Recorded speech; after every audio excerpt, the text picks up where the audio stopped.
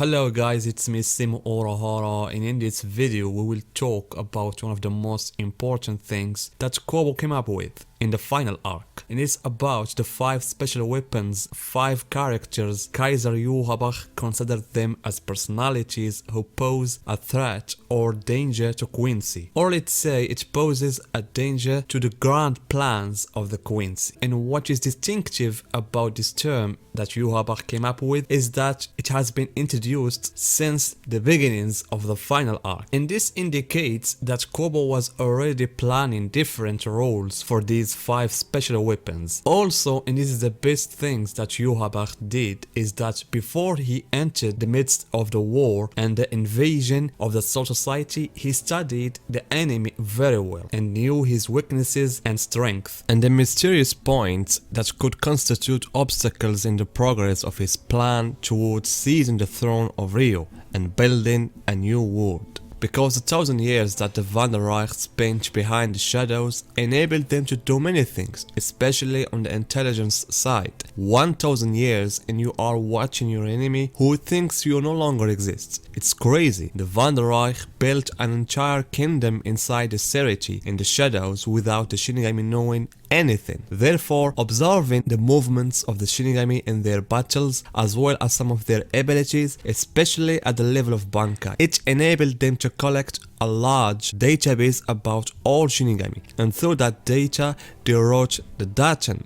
And the Daten is a book that Yuhabach gave to every Sternaiter, and this book contains all the available information about Shinigami. For example, during Ace Note's fight against Byakuya, Renji was about to release the Bankai, but Mascolin's intervention ruined this action. And as you can see, Ace Note told Mascolin that Renji was about to release the Bankai when he attacked him, and Mascolin thought Renji doesn't have a Bankai as a vice captain, but Ace Note corrected him and told him that he should review the Daten, and thus all this information collected by the Quincy enabled them to know who the personalities they should be aware of. Therefore, when Ichigo went with Urahara Kiski towards the Wikomondo, as soon as he entered into a fight with Kirige Oppi, Yuhabach was told that Ichigo, one of the 5 weapons, had entered into a fight with Kirige Oppi.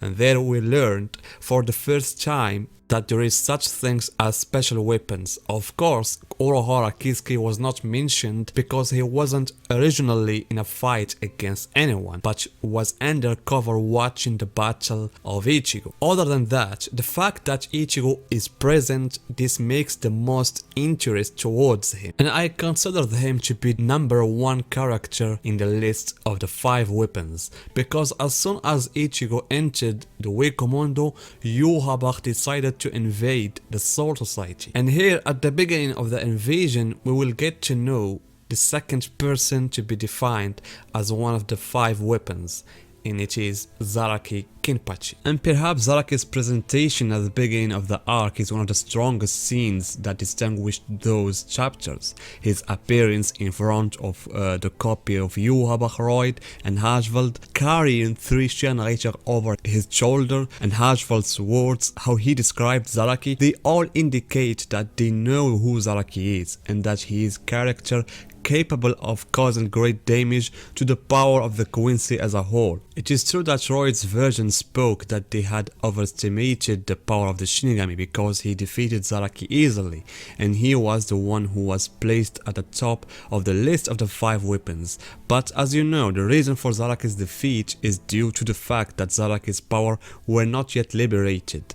The important thing is that at that stage of the arc we knew 2 characters from the 5 weapons, Zaraki and Ichigo, and some fans seem to expect Yamamoto to be one of the list as well, but Yuhabach denied that completely when he made it clear that he had criteria other than strength in his choices. Yamamoto, no one can doubt his mighty power, a legendary character by all standards, but does he really pose a threat to the Quincy to place him in the list of the 5 weapons?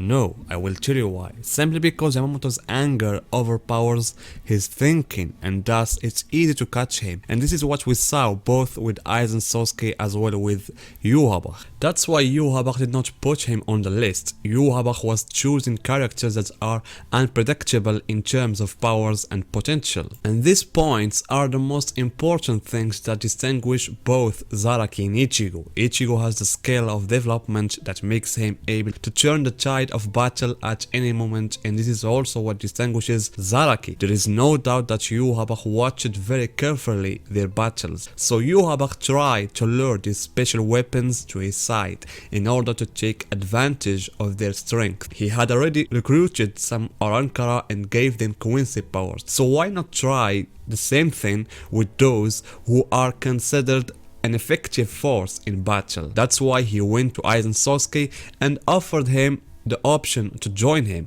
Of course, Aizen Sasuke refused, but this made clear that Yhwach's intention was to benefit from these characters. The same thing he tried to do with Ichigo, when he tried to take him to the Wanderreich to rehabilitate him, but you know what happened after that. And here Kubo will present us one of the last arc surprise, and he is Ichibi Hyosebi. It's not surprising because he is the leader of Zero Squad, but because he was placed in the list of the 5 weapons and because of wisdom.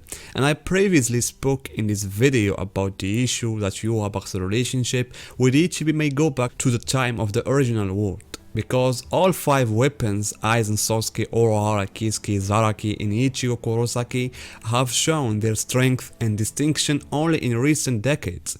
But Ichibi, we don't know anything about him. We don't know any information that he fought Yhwach 1000 years ago, or that a certain event occurred in recent centuries made Yhwach classify him among the 5 weapons. So what I think that there may be an ancient relationship between Yhwach and Ichibi, and through which Yhwach learned the wisdom that Ichibi has and what he is capable of doing. Therefore, the Quincy studied the Shinigami very well, which enabled them to win the battle at all levels. You may tell me, but Yhwach was defeated. Nice, but who was the main reason in his defeat? Is Yuryu, Ishida family. In this video I explained how the Ishida family played a major role in defeating Yhwach. They are the party that Yhwach did not plan well. As for the Shinigami, Yhwach achieved several victories over them, beginning with the invasion of the Soul Society and stole their Bankai, the killing of Yamamoto, destroying the Serity, the conquest of the Royal Palace, defeating Zero Squad, the killing of Ryo, and the siege of Yhwach on the throne of the worlds. All these things were the result of that tight planning. As for the case of the 5 special weapons combined to fight Yhwach, it's a good idea, but we must know that the Shinigami originally had no knowledge of the issue of the 5 special weapons, so there is no way for the 5 to come together and say, we are characters that Yhwach considered dangerous, so let's fight him together. No, these things is originally related to the Quincy, but their mating would have been spontaneous, like what happened in the last fight when Aizen and Ichigo teamed up against Yhwach. And it would have been great to see Ichibi back in action again with Aizen and Ichigo, and who knows, in the final battle he might reveal a secret about Yhwach, his past, and their relationship together. So guys, give me your opinion about the 5 special weapons, and see you guys in my next video.